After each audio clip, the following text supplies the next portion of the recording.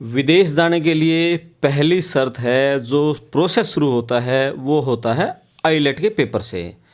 Eyelet ज़्यादातर देशों में मान्य है और ऑस्ट्रेलिया समेत एक दो देशों के कुछ कॉलेजों में यूनिवर्सिटीज़ में पीटी भी मान्य है, पियर्सन टेस्ट ऑफ इंग्लिश।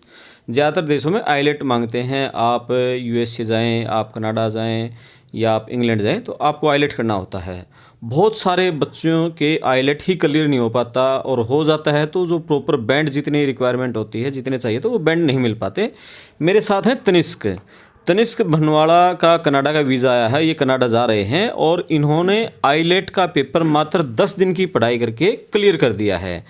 तो किस तरह से इन्होंने वो 10 दिन में क्या तैयारी करी थी, किस तरह से तैयारी करी थी, दूसरे बच्चों को जिनको आईलेट तैयार करना है, अपने तैयारी करनी है, पेपर देना है आईलेट का, वो किस तरह से अपने इसकी तैयारी करें, कैसे कैसे ये अपना अनुभव शेयर करेंगे, जो बहुत सारे बच्चों के लिए काफ़ी लाभदायक होगा। आप वीडियो को पूरा सुने, चैनल को सब्सक्राइब करें। बात करते हैं।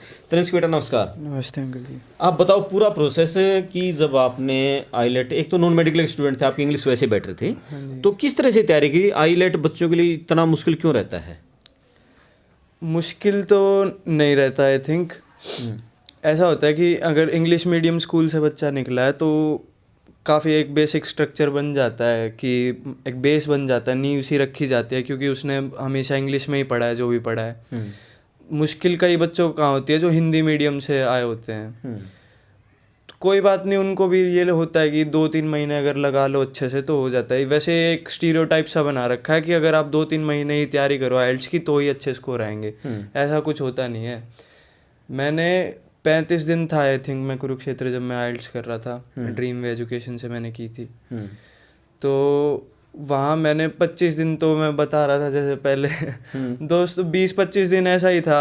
कभी स्पीकिंग दे दी, कभी नहीं दी। इसमें 4 मॉड्यूल्स होते हैं, स्पीकिंग का, लिसनिंग का, राइटिंग का और रीडिंग का। ठीक है, यही था। कभी कुछ छोड़ दिया, कभी कुछ छोड़ दिया, तो ऐसे ही दोस्तों के साथ कहीं कभी चला गया घूमने फिरने ऐसे।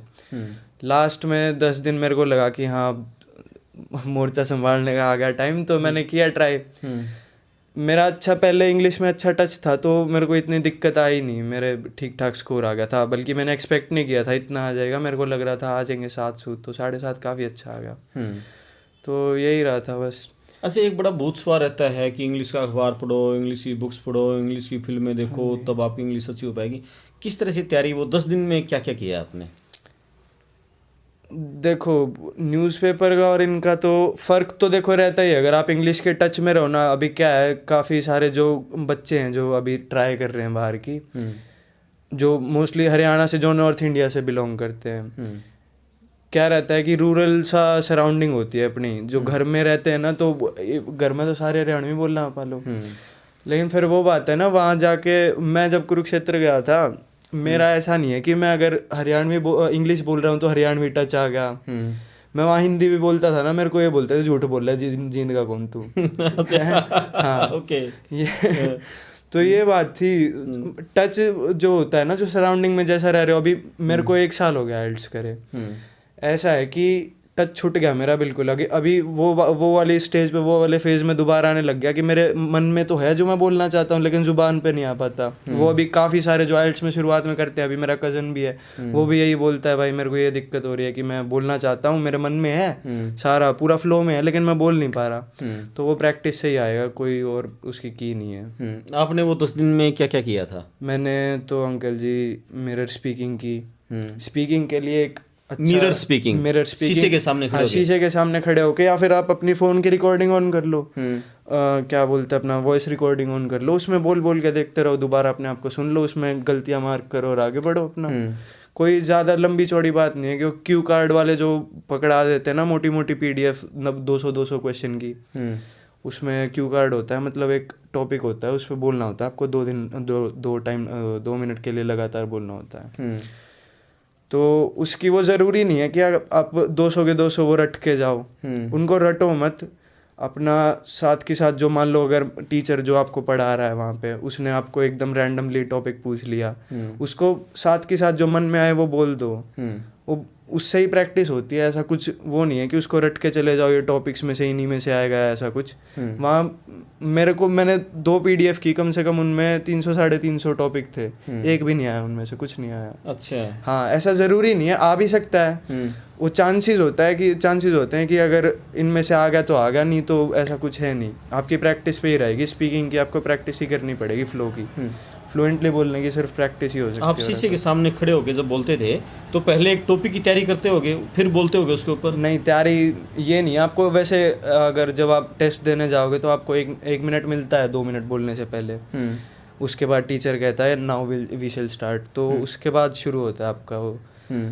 मैं करता था कि मैंने टॉपिक बोला, उसके साथ ही मैं बोलना 1 मिनट तो मैं देता था। उसमें बुलेट पॉइंट्स होता है कि आपको इसके बारे में बोलना होता है, तो वो देख के मैं अपने आप एक बार 1 मिनट के बाद बोलना शुरू कर लेता था। 2 मिनट का टाइमर चला के कि इतने देर में मेरे को पूरा टॉपिक ओवरऑल कवर करना है, ये करके मैं शुरू कर लेता था बोलना। उसमें कोई ऐसी दिक्कत नहीं रहती खास। उसमें ये है ना कि कई बार ये होता है क्लास में टीचर पूछ लेता है तो बच्चे शर्म मान जाते हैं कि अगर मैं वो फंबल कर गया बोलने में, एक बार अटक गया, तो वो कोई ऐसी नहीं है भाई। कोई मतलब ये अपनी नेटिव लैंग्वेज तो है नहीं, तो इसमें शर्म मानने वाली कोई बात नहीं है, सीधी बात तो ये है। ये तो हो गया स्पीकिंग का। हाँ जी। 4 पॉइंटों पर बात करेंगे। उसके बाद फिर आता है दूसरा रीडिंग का। रीडिंग में किस तरह से मतलब बच्चे अपने आप को परफेक्ट करें? रीडिंग का भी बस अगुवा ही मानते हैं काफ़ी सारे। अभी जैसे मेरा कज़न है, ताऊ जी का लड़का है, वो भी वहीं आइल्स कर रहा है। पूछता रहता है भाई रीडिंग के लिए क्या करूं, रीडिंग के लिए।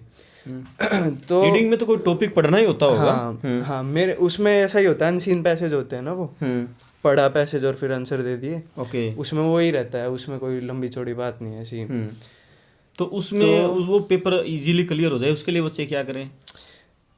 चंट बनना पड़ता है उसमें। जैसे स्पीकिंग के लिए तो आपने मिरर के सामने हम प्रैक्टिस कर सकते हैं, तो उसके लिए किस तरह से करें? चंट बनना पड़ता है, वही है ना। वहाँ पे इंटेलिजेंस काम नहीं आएगी। वहाँ पे ये नहीं है कि आपके 90% नंबर आ रहे हैं तो आप रीडिंग भी अच्छे से कर लोगे, ऐसा कुछ नहीं है। वहाँ पे चंट बनना पड़ता है। जो क्या बोलते हैं अपना कीवर्ड्स होते हैं उनको मार्क किया और फिर क्वेश्चन वहाँ से ढूंढा और स्कैन करना पड़ता है, पूरा पेपर गो थ्रू होना पड़ता है उसके। वो उसकी प्रैक्टिस करते रहो। वो अपने आप टिप्स एंड ट्रिक्स देख लो। यूट्यूब पे एक असद याकूब नाम का एक पाकिस्तानी बंदा है, वो चैनल है उसका यूट्यूब पे, आइल्स की बहुत अच्छी टिप्स देता है वो। तो रीडिंग के लिए उसकी अच्छी टिप्स हैं, वो देख लो आप। और बस यही है, गो थ्रू, वही है, प्रैक्टिस है अंकल जी इसमें। अच्छा। प्रैक्टिस जो आइल्स है ना, ये हुआ मत बनाओ कि इंग्लिश बोलनी पड़ेगी। तो प्रैक्टिस की कोई स्पेशल बुक्स हैं या कैसे? बुक्स वगैरह कुछ नहीं है, नेट पे ढूंढ लो। रीडिंग के PDF निकलवा लो फोटोकॉपी वाले के जाके। नहीं तो एक बुक, हाँ बुक का ऐसा है कि ले आओ, उसमें आपको मिल जाएंगे एकदम से, बार बार आपको आना जाना नहीं करना पड़ेगा कि अब ये निकलवा के लाऊं, ये निकलवा के लाऊं। तो ठीक है, बुक ले आओ, कोई बात नहीं। और उसके बाद है राइटिंग। राइटिंग में किस तरह से? राइटिंग का तो देखो, राइटिंग में होता है 2 टास्क होते हैं, टास्क 1 और टास्क 2। टास्क 1 में आपको एक ग्राफ या फिर एक एक्नॉलेजमेंट दे दी जाएगी। जैसे मेरे को ग्राफ दे दिया कि 1920 से लेके 1980 तक इतने सालों में चावल की खेती हुई है, इतने में गेहूं की खेती हुई है, ऐसा कुछ भी इंफॉर्मेशन दे दी, उस पर लिखना होता है हमको। दूसरा होता है जैसे टास्क 2 जो होता है, उसमें आपको टॉपिक दे दिया जो निबंध लिखने होते थे, वैसा होता है वो तो कि आजकल बच्चे ज़्यादा फ़ोन चला रहे हैं, इसके बारे में कुछ बोलो, ये आप इसके लिए अग्री करते हो या डिसअग्री करते हो। तो वो भी ठीक है। काफ़ी सारों के मन में ये रहता है कि इसमें तो 7 बैंड से या 6.5-7 बैंड से ज़्यादा देते ही नहीं है आइल्स वाले। ऐसा कुछ नहीं है, 9 बैंड भी आते ही हैं भाई जिसके आ रहे हैं। मेरे एक नोन है, उनके 9 बैंड आए हुए हैं, उनके राइटिंग में भी 9 बैंड हैं। अच्छा। हाँ, उनके ओवरऑल 9 बैंड थे। तो वो ऐसी बात नहीं है कि आपको बैंड देंगे नहीं, उसमें अच्छी वोकैबुलरी यूज़ करो, बेसिक इंग्लिश रखो, घुमाने फिराने की ज़रूरत नहीं है उसमें, और सेंटेंस फॉर्मेशन आपकी अच्छी होनी चाहिए उसमें। यही 2-3 बेसिक चीज़ों का ध्यान रखो। वोकैबुलरी ऐसी नहीं है कि कुछ भी वर्ड कहीं भी घुसा दिया, वो फिट बैठना चाहिए वहाँ पे, ऐसा रहता है उसका। और sentence formation basic English use कर दो उसमें।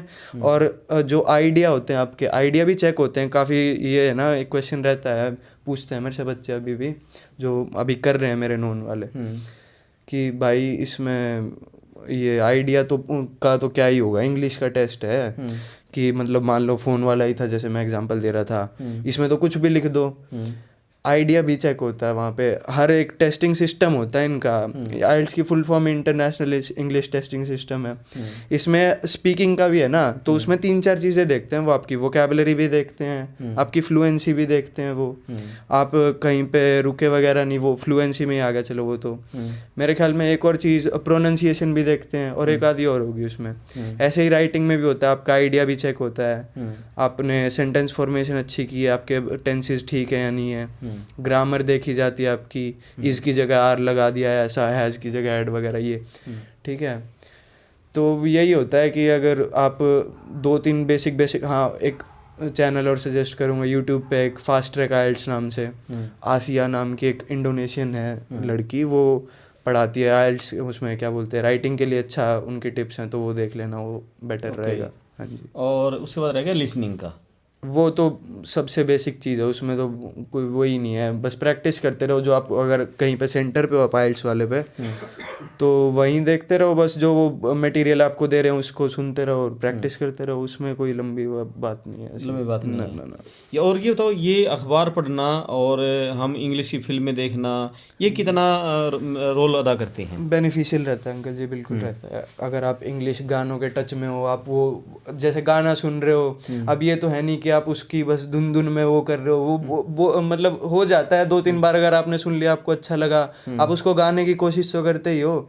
इंग्लिश का सुनोगे तो आप उसको भी गाने की कोशिश करोगे, वो लिरिक जुबान पे आएगी, वो जो दिमाग में आ रहा हो जुबान पे, वो मसल माइंड कनेक्शन बन जाता है एक, कि अगर जो आप सुन रहे हो वो आपकी जुबान पे आ रहा है या नहीं आ रहा। तो वो चीज़ें न्यूज़पेपर में लाउड रीडिंग भी काम आती है, ज़रूरी नहीं है लेकिन हाँ काम आ जाती है, काम आती है। हाँ जी। और ये बहुत सारे बच्चों को आईलेट नहीं हो पाता, फिर वो पीटी करते हैं, पीटी की तरफ भाजते हैं। एक हुआ बड़ा खड़ा कर दिया कि आईलेट नहीं होगा, नहीं आएंगे 10-10 लाख तक बच्चे आईलेट के लिए देने के लिए तैयार रहते हैं ना, तो वो इतना बड़ा हुआ मानने की जरूरत नहीं है, बच्चों डरने की जरूरत नहीं है। बिल्कुल भी नहीं। अगर आप देखो, एक हंगर होती है, अगर आपको जाने की, वहाँ पे बाहर जाने की इतनी भूख है ना, कर लोगे आप।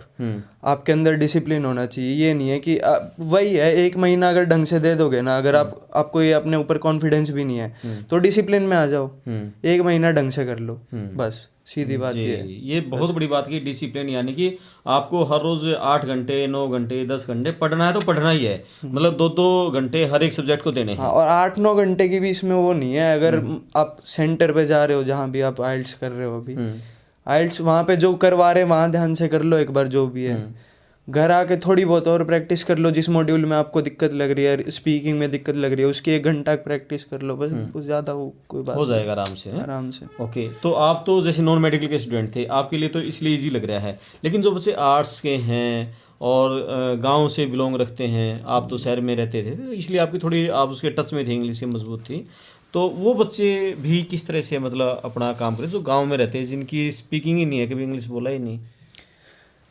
उसके लिए कोई स्पेशल टिप तो नहीं है मेरे पास, वही है, सभी कहीं से तो स्टार्ट करते ही हैं, ठीक है। इस बात में ये मानने की ज़रूरत नहीं है कि मैं गांव से हूँ तो मेरे को इंग्लिश नहीं आएगी, मेरा भी गांव का ही बैकग्राउंड है। बहुत सारे बच्चे ना स्टार्टिंग इंग्लिश सीखना शुरू करते हैं तो टेंसेस में उलझे रहते हैं, बस उससे आगे नहीं निकल पाते। ऐसा ही है वो कि एक बार बेसिक क्लियर करके चलो ना तो अच्छा रहता है वो। कई बार ये होता है कि अगर आप 60 बच्चों की क्लास में बैठे हो ना, और वहाँ पे टीचर कई बार है ना पॉइंट आउट नहीं कर पाता, वो ये रहता है कि इसको अब क्या ही वो भी गफलतबाजी में रहते हैं आधे से ज़्यादा। बिजनेस बना रखा है ना ये, इस चीज़ का बिजनेस अब हो गया, सारों के बाहर जाने के लिए लग हो रही है, वही हो गया बस। आपने सही कहा कि स्टार्टिंग में कि जरूरी नहीं है कि 3 महीने लगेंगे, 1 महीने में भी कर सकते हैं आराम से। कुछ केसेस है यूएसए का होता है, जैसे इंटरव्यू होता है उसके लिए भी बच्चे सोचते हैं 3-3 4-4 महीने लगते हैं। मेरे साथ वाले एक आधे 10-10 दिन में करके गए हुए हैं, कोई ज़्यादा बड़ी बात नहीं है, और क्लियर हो जाता है उनका। हाँ बिल्कुल। ये थे हमारे साथ भाई तनिष्क बनवाला, और तनिष्क बनवाला जींद जिले के गांव सिवाहा के रहने वाले हैं, और इनके पिताजी का नाम है सुरेश बनवाला। इन्होंने आईलेट में 7.5 बैंड हासिल किए हैं, और कनाडा में इनका वीज़ा आ गया है। 2 दिन बाद ये दिल्ली से कनाडा की फ़्लाइट पकड़ेंगे। मैं आपका दोस्त करमपाल, वीडियो शेयर करें, चैनल सब्सक्राइब करें, धन्यवाद।